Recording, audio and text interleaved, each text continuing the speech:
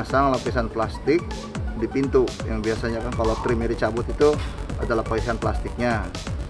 Nah, lapisan plastik itu ikut meredam sedikit lah suara, jadi nggak bocor suara angin, sama yang penting itu tidak bikin lembab kalau hujan.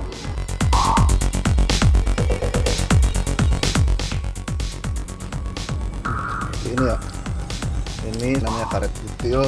Kita coba pasang, bisa kita potong sesuaikan dengan lingkar di sini. Oke, kita coba ya.